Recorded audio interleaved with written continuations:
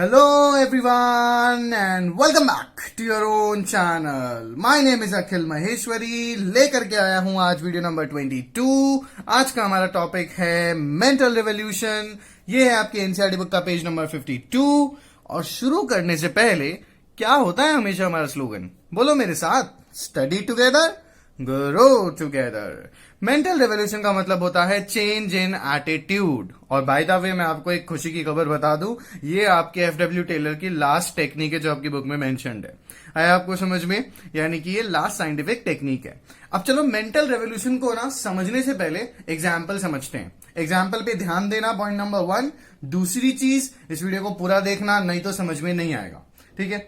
अच्छा, आप सबने एसआरके की, शाहरुख खान की वाली मूवी तो देखी होगी ना, चक दे इंडिया.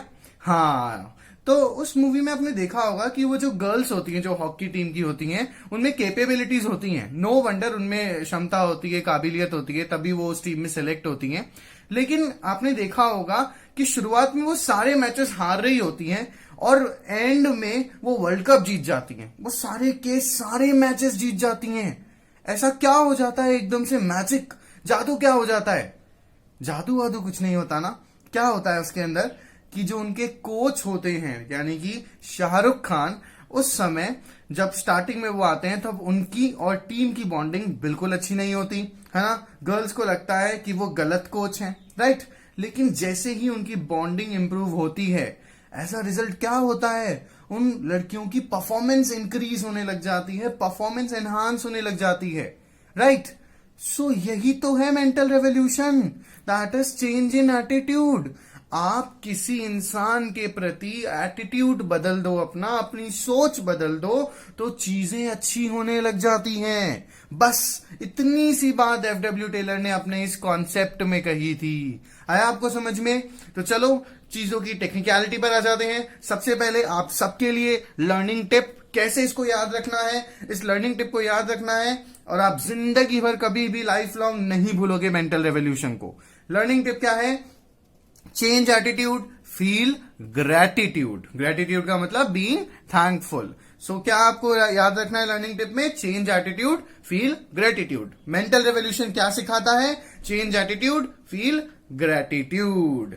आया समझ में? Now what mental revolution exactly is? Mental revolution है क्या? मेंटल रेवोल्यूशन इज, हैशटैग पर ध्यान देना, change in thinking both on the part of management and workers.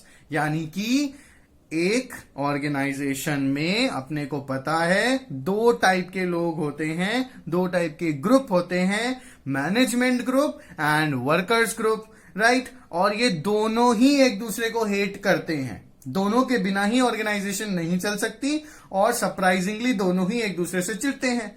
तो एफडब्ल्यू टेलर ने क्या कहा मेंटल रेवोल्यूशन के थ्रू? उन्होंने बस इतना सा कहा कि इन दोनों ग्रुप्स को एक दूसरे के प्रति रिवॉल्यूशन की जरूरत है, एक दूसरे के प्रति अपनी सोच बदलने की जरूरत है. दोनों एक दूसरे को अपना कंपटीशन मानने की जगह एक दूसरे के साथ अगर कोऑपरेट करेंगे ना, तो अल्टीमेटली ऑर्गेनाइजेशन सक्सेसफुल हो जाएगी. आया आपको समझ में? ठीक है, अब इसके ऑब्जेक्टिव स्टडी कर लेते हैं. क्या थे मेंटल रेवोल्यूशन के ऑब्जेक्टिव्स? किस रीजन से बनाया गया था मेंटल रेवोल्यूशन? फर्स्ट, हैशटैग पर ध्यान देना, to develop cooperation not competition. यानी कि ऑर्गेनाइजेशन में कंपटीशन नहीं होना चाहिए management group and workers group के बीच में. ये दोनों ग्रुप एक दूसरे के साथ कोऑपरेट करने चाहिए, पीस एंड हार्मोनी में रहने चाहिए. ये हमें ले जाता है हमारे एफडब्ल्यू टेलर के प्रिंसिपल्स पर, science not rule of thumb and harmony not Discord पर, राइट. ठीक है. देन ये इसका सेकंड ऑब्जेक्टिव क्या था? Eliminating agitation. एजिटेशन को एलिमिनेट कर दो, रिमूव कर दो माइंड से. एजिटेशन मतलब नफरत, गुस्सा. देखो मैंने यहाँ पे हिंदी में भी लिखा है आपकी कन्वीनियंस के लिए. आ रहा है ना समझ में?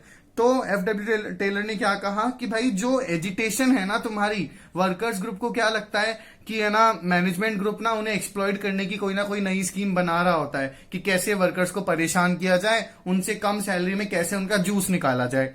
और मैनेजमेंट ग्रुप को क्या लगता है कि यार ये तो टाइम पास करते रहते हैं, इनसे कोई काम धंधा तो होता नहीं है, हम इनको फालतू की सैलरी दे रहे हैं. तो एफडब्ल्यू टेलर ने क्या कहा कि दोनों ही ग्रुप्स को, मैनेजमेंट ग्रुप और वर्कर्स ग्रुप को, एक दूसरे के प्रति ये जो एजिटेशन है, ये जो गुस्सा है, ये जो नफरत है ना, इसको चेंज करना होगा और कंपटीशन की जगह, एक दूसरे को नीचा दिखाने की जगह या सुपीरियर या सबऑर्डिनेट दिखाने की जगह क्या करना चाहिए, कोऑपरेशन लाना चाहिए। अब हम आ जाते हैं इसके थर्ड ऑब्जेक्टिव पे, सबसे इंपॉर्टेंट ऑब्जेक्टिव। अगर कोऑपरेशन आ गया तो क्या होगा, cooperate in producing largest possible surplus.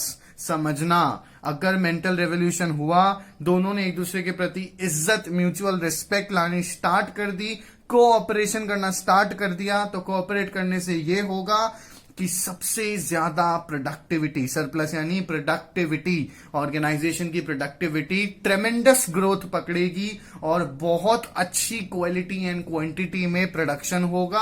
Ultimately organisation की सक्सेस हो जाएगी अगर ये दोनों एक दूसरे के साथ कोऑपरेट कर लें, एक दूसरे के प्रति एटीट्यूड बदल दें। आगे आपको पूरा कॉन्सेप्ट समझ में। अब सबसे इंपॉर्टेंट चीज, मेंटल रेवोल्यूशन की इंपॉर्टेंस क्या है।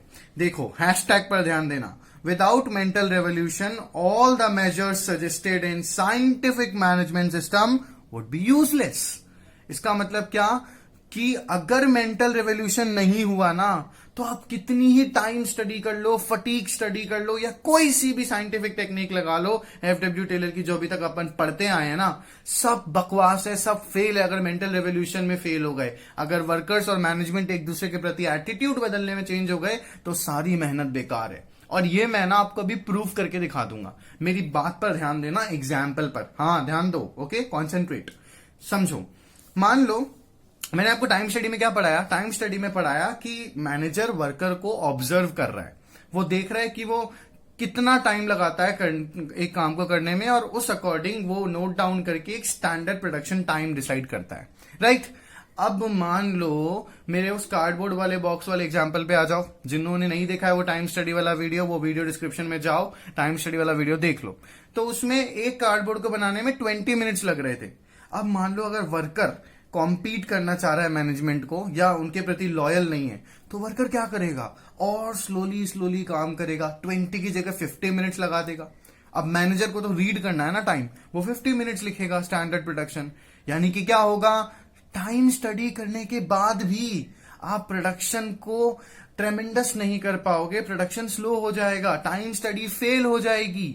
सिमिलरली आप फटीक स्टडी पर आ जाओ, वो फटीक स्टडी को वो रेस्ट इंटरवल को रिकॉर्ड करता है। मान लो कोई वर्कर चला चला करके 1 घंटे में ही थकने का नाटक कर रहा है, और उसको रिकवर जहां वो 10 मिनट में हो जाता है, वो वहां आधा घंटा लगा रहा है रिकवर होने में, तो क्या होगा, फटीक स्टडी फेल हो जाएगी। यानी कि क्या समझ में आता है कि बिना मेंटल रेवोल्यूशन के, बिना एक दूसरे के प्रति लॉयल हुए, बिना कोऑपरेट किए ना, कोई सी भी साइंटिफिक टेक्निक सक्सेसफुल नहीं हो सकती है एक ऑर्गेनाइजेशन में। So thereby we come to know the importance of mental revolution. आया आपको समझ में? ओके, कोई क्वेरी है तो कमेंट सेक्शन में जाओ, जाकर के कमेंट करो, लाइक करो, शेयर करो, एंड सब्सक्राइब तो कर ही देना भूलना मत। आया आपको समझ में? मिलता हूं आपसे अगले वीडियो में, तब तक के लिए take care, tata, bye bye.